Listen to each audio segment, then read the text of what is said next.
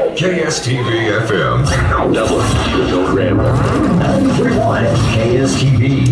It's time for the Coach Ronnie Hearne Radio Show on the exclusive home of Tarleton Athletics on 93.1 KSTV Country. Coming up, a recap of last week's game, a preview of upcoming opponents, and so much more. Now, let's head into the lobby of First Financial Bank and join the voice of the Texans, Mike Young, who's alongside the 11th-year head coach of the Texans, Ronnie Hearne. And welcome to the Ronnie Hearne Show live from First Financial Bank on a very windy, dusty day. And I don't know how that happened, but all of a sudden we're in the middle of an dabbling dust storm, I guess. But either way, a very, very happy Ronnie Hearne Show, that's for a fact. And the Texans coming off a monumental upset of WT last night, ranked number 3 in the country. Brad Keith, you notice that was 3, not 5. Oh, okay. But did you get any sleep out after that last night? Did you get much? Not a lot. I went to Peacock's, drank too much coffee. Stayed up late, couldn't sleep, so I didn't get very much sleep, but that's okay. I had a cup of coffee, my pulse rate went down.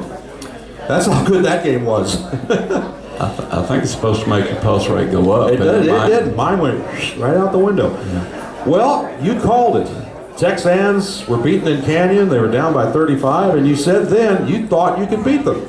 Sure enough. I really did, and I thought we put a good game plan together. Coach Wilson did a great job of that, the defensive game plan.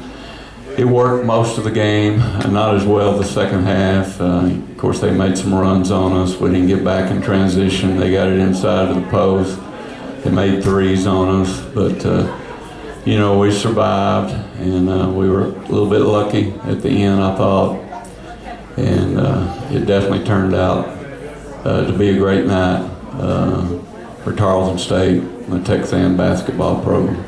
How can you rank that win? I mean, there's a big win at the beginning of the year. Well, mid-year, let's call it a Midwestern State. But let's go beyond that. Let's go back to years past. Where does this win stand? Well, it ranks really high, Mike.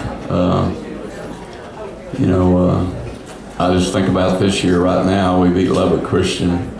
They've only lost one game all year. I thought they had an excellent team. So that was a big win for us. Of course, the St. Mary's game, a regional power there. I think we beat them by 2, maybe. Overtime. Yeah, and then the 2 wins over Midwestern were both big wins. When you think about a team that was co-champs last year and beat you 4 times last year, and then you beat them twice the next year, and they basically got the same team back. And then, of course, any win over WT, they kind of, in the past, a measuring stick for success in the Lone Star Conference. And I look back to the last 4 years, and we're 4-4 with WT. And, we won 2 conference championships. So, they kind of thought that was their birthright to win the Lone Star Conference. And they're probably going to win it this year, looks like. And, we've gone to the national tournament 4 years in a row, and I think they've only been twice in the last 4 years. So, anytime you beat WT and they come in ranked number 3 in the nation, the poll came out yesterday, and really big win for our team and our program in Tarleton State. Well, what a great night it was last night with Kiara Wright, Brianna Bledsoe, Shanae Lawrence all playing their final games at Wisdom Gym. Kiara, another fantastic game, 26 points, 15 rebounds. Bree with some clutch free throws, great defense on the other end. And Shanae, she started the home schedule with the winning hoop against St. Mary's. Well, she finished it off last night against WT. Right, and she got the assist from Kiara. I don't remember who fed the post, if it was Kathy it was a great pass, or Raven who threw it inside. And then Shanae made a great back cut, and Kiara gave her a perfect pass, and Shanae finished it off. So that was really neat that our seniors, got the assist and got the bucket there on our last bucket. Now, you weathered the storm in the second half. We expected this to, WT to come out and start firing, and they did. They shot 70% in the second half, hit a bunch of threes. Did you make any adjustments or just try to ride it out? Well, it didn't look like we made any adjustments. We didn't do a good job helping on the screens. We were running into the screen. We weren't aware of where a girl was. We were supposed to be going footsteps, so we definitely didn't play those screens as well as we did the first half for sure. I love the group hug at the end of the game. That was up by the foul line where everybody went out there, and that was just a special moment too. It was. It really was. And I told our team before the game, this is a special group of seniors, and let's make it a special night for our seniors. And that's one thing on senior night that I think the other players, their teammates do. They really want it for these. They really wanted it for these three seniors, and that's kind of the way it's been in the past. Now, halftime of the men's game, Kiera, Brianna, and Shanae were all honored. What was that like? What was said out there? Well, I basically just told each one of them I loved them, and that's about it. And, and congratulated their parents, on the career that their daughters had at Tarleton State. And, it's just a special moment for Brianna and Shanae and Kiera and their families. And it's great. It's great to do it when you come off a win like that. Absolutely. Now, let's talk about the regional rankings for a moment. The win last night, that really messed up a lot of playoff destinations, let's call it, because with West Texas being ranked number 1, well, the tournament goes to West Texas. Everybody has to go to Canyon. Whoops, hang on. Now all of a sudden we're going to Colorado here. So, and I talked to a few of the girls last night and they said, yeah, we'd rather go to Colorado than West Texas. Well, Grand Junction's a nice destination, and if we make it, hopefully we'll get to stay a lot longer than we did last year. And like to do a little sightseeing maybe while we're there, and find another good place to eat. We found one really good place last year called the Dream Cafe. Yeah, we went there. And a great breakfast. They got cinnamon rolls, huge, as big as your plate. And Coach Dacus got a big laugh out of that this morning when I told him about the cinnamon rolls. But there's a lot to be determined because that was the first poll that came out yesterday. So there's going to be one next week, the week after, and the week after. So, I'm sure, I know Grand Junction or Mesa State at Grand Junction, I'm sure they got some tough games left. I think they have to go to Durango and play Fort Lewis, and they're ranked. I don't know if they're going to play Colorado State at Pueblo. They may have a game left with them. And of course, WT's got some games left. And and then there's the conference tournaments. Strange things can happen at the conference tournaments. So, it's not going to be determined for about 3 or 4 more weeks, actually, who's going to host it. I got something that'll make you smile here. Now, did you know, and this is thanks to Nate Burrell for this stat, the Texans have now beaten WT 8 times. Okay, that's 8 wins. Their record after the first 7 is 7-0, and the average margin of victory 17 points for those 20 or better. Good omen? Hope so. A lot of times I guess that depends on who you play the next game. That could be a determining factor, and where you play the next game. But I'd definitely take a 17-point win Saturday at Portales. Absolutely. Definitely. Absolutely. This is the Ronnie Hearne Show. It's coming to you live from First Financial Bank on the Loop in Stephenville. Papa John's Pizza in the house. Come on by and have lunch on us, and we'll continue after this. 93.1 KS. Thank you, Justin. I appreciate that. And we're joined now by assistant coach Misty Wilson. And I told you one of your marks was going to fall last night. I'm okay with that. Yeah, okay. Kiara Wright passed her for second on the all-time free throws made list. And I had some time, I checked it out. You were a 79% foul shooter. That's good to know. Yeah. Doesn't really affect me anymore. No, it doesn't affect you anymore, but I'm thinking about Kiara, who's a 61% foul shooter, and she just beat your record, and I'm thinking, oh my gosh, has she gone to the foul line a lot? Yes, she has, and the way she plays, how quick she is, that gets her to the foul line a lot. How hard she plays.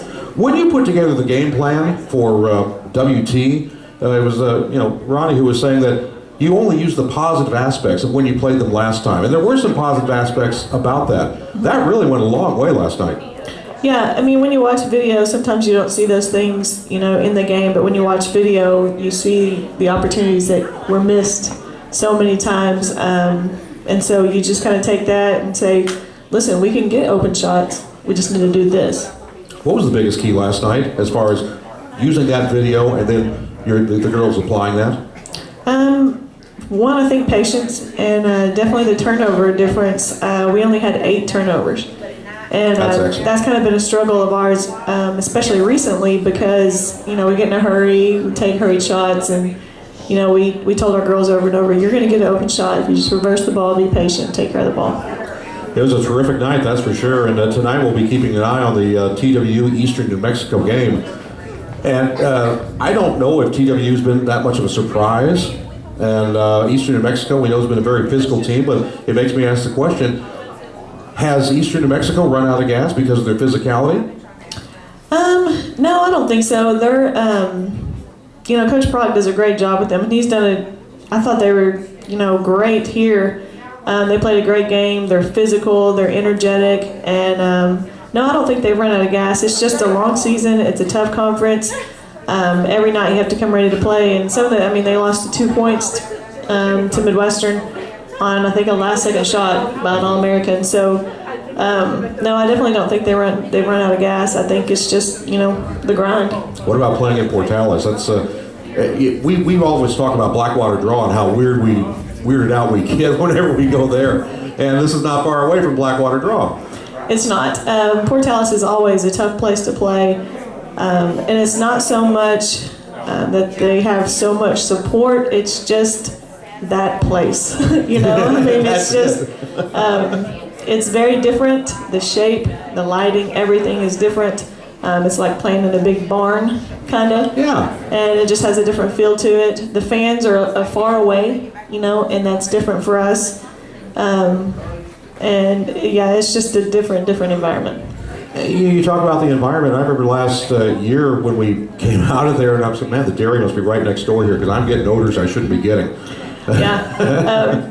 They say that's the smell of money, but my money doesn't smell like that, so I'm not used to it. But it is, there's definitely a distinct smell down there. Well, we have another gap in the schedule to deal with. There's no game next Wednesday. So is that a good thing to have some time off, or would you rather keep playing since you're playing well right now? I'm not sure you'll ever hear me or Coach Hearne complain about time off. Just what that does for our players' bodies, their minds. I think it kind of regenerates them, and I think they appreciate the break because it is a physical grind. It's hard on their bodies, playing twice a week, sometimes 3 times a week, practicing 6 days a week. It's tough. Let's go back to last night's game for a minute if we can here. Kiara Wright had a typical Kiara game, 26 points, 15 rebounds. But I think the role players really were a big difference last night. I thought the defense from Brianna Bledsoe was great. I thought Raven played great defense, and she came up with, 7 points last night as well. Raven McGrath going back to the bench and coming off the bench has really been a big key. Yes, she is the epitome of the player that you want to coach. She works hard. She talked to some of our freshmen, that we know it's a struggle to come in and sit on the bench, and she's one that sat on the bench last year and worked and worked and worked. It never affected her attitude, and it's really paying off for her. And something I noticed too, after she gets a 3-point shot, maybe, I don't think anybody else has seen this, maybe just me, but Misty saw it, okay, she goes, claps 3 times. Very low, where nobody can see it, but every time she hits a 3, that happens. I love that. And she's probably going to be mad at me, but she's just precious. Even her voice, it's real high-pitched, and just seeing her do that, and I don't even think she's conscious of it. I don't think she knows she does it. I don't think so. But she does. It's very cute. I think it's cute. Well, the rebounding totals were pretty much even last night. 6 offensive rebounds for Kiara. She really wanted it. Yeah, I think she did, and she knows. I think for her, some of those chip shots that she missed, she knows she shouldn't have missed them, so she's very determined to get that shot back and finish it. She does a lot for her teammates, and she plays that way for her teammates. She could care less about any accolades that she gets herself. Shanae Lawrence was pretty quiet for most of the game, but when it came down to it, when it was crunch time, there she was, even though she had foul trouble to deal with, and she wound up putting in the winning hoop. She had a couple of blocks as well. She is the ultimate blue-collar worker. She is. Everybody's gonna talk about the winning hoop, but with 10.8 seconds left, we were playing defense, and Devin Griffin back cut. And Shanae wasn't even guarding her. She was actually guarding somebody on the ball side and jumped up and got a piece of that pass. that deflected it to her teammates, to Kiera, and then they fouled Kiera. But yeah, she's going to do those little things. She's going to play hard. She's going to give it all she's got. She might not always do it right, but she's going to be doing it hard. You work with these girls quite a bit. What's your proudest achievement?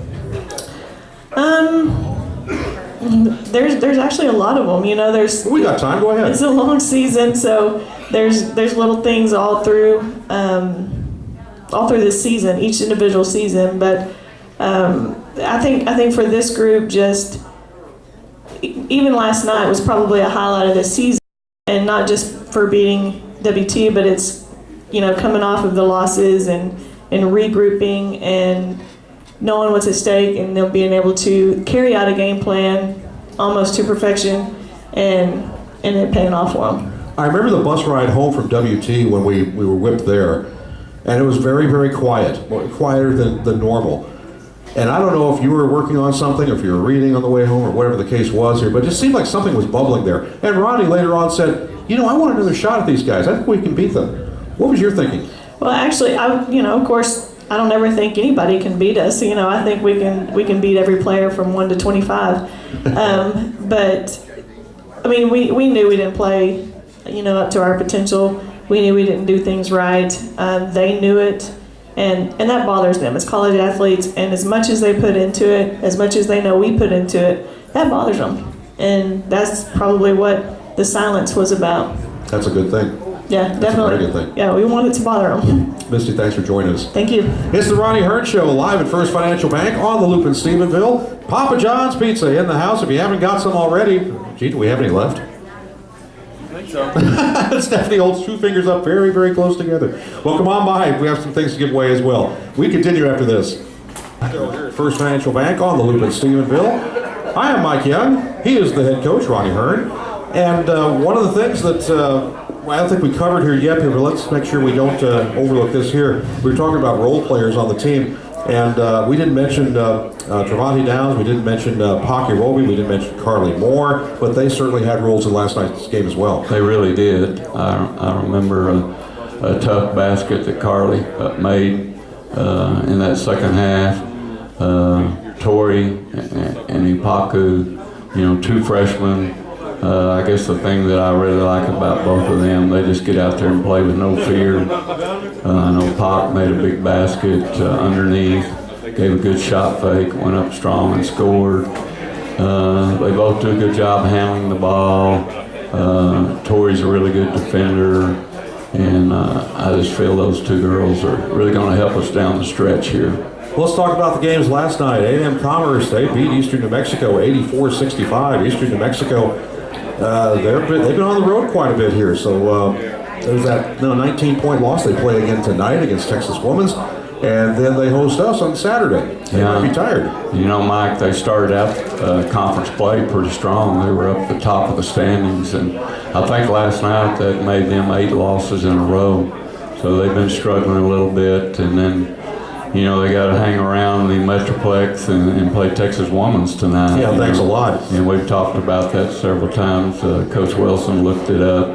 And every time that they played somebody right after they played a game, they won every one of those games in conference play. And so, you know, but I know Eastern New Mexico's got a good team, and they're going to battle tonight. And, you know, I expect it to be a pretty close game tonight because they got some big, strong inside players, Eastern New Mexico. They got good shooters. They run the floor hard. So it'll be an interesting game.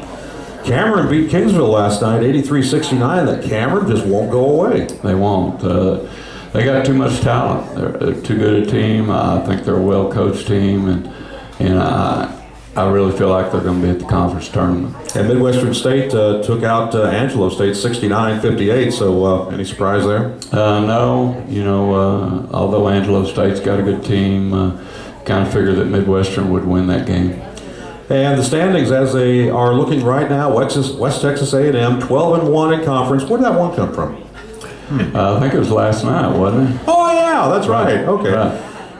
TWU 9-4. They play tonight. They're in second. Then we're at 9-5, and so we'll be keeping an eye on what's going on with TWU tonight. And then Midwestern is after that 8-6. Angelo State 7-7. I don't know if you're looking at the top half or the bottom half, more interesting, the Lone Star Conference, because you got Eastern New Mexico, A&M Commerce, Cameron, and Kingsville. They're all right there. They all have 4 wins. 3 of the 4 get in. 1 won't go anywhere. I know. It's going to be interesting to see who gets in. You know, when there's 9 teams and 8 get in, you sure don't want to be number 9. It's like musical chairs. I know. Yeah, I know. So absolutely. It's going to be tough on that team that doesn't make it. But right now, really the win for the Texans last night, that puts a lot of pressure on TWU because now they know, whoa, Tarleton just beat the number 3 team in the country. Right, and it puts us in good shape if we'll just take care of business Saturday night and then next Saturday at Commerce.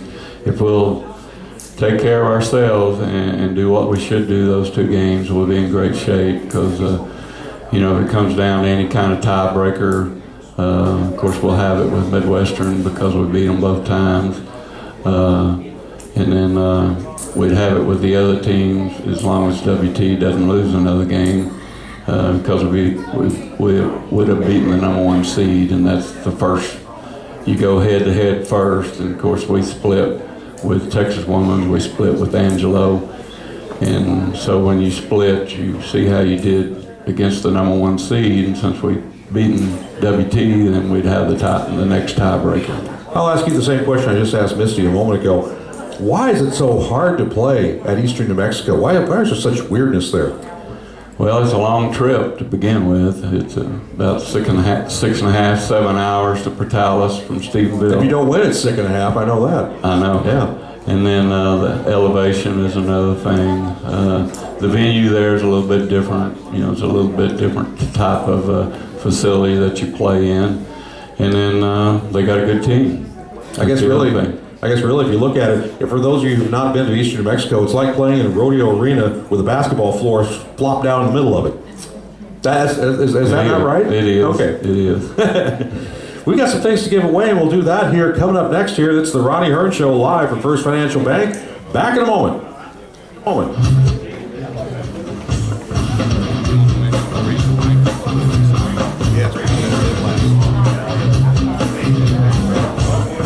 Hey, honey, come hold up this water bill for me and say cheese. I don't think a water bill would say cheese. Okay, faucet. No. Sprinkler. No. Shower. It definitely would not say shower. Introducing Picture Bill Pay. It's a new way to pay virtually any bill with the snap of your phone's camera, and First Financial is the first bank in the country to offer it. Try it today with the First Financial mobile banking app. Okay, how about washing machine?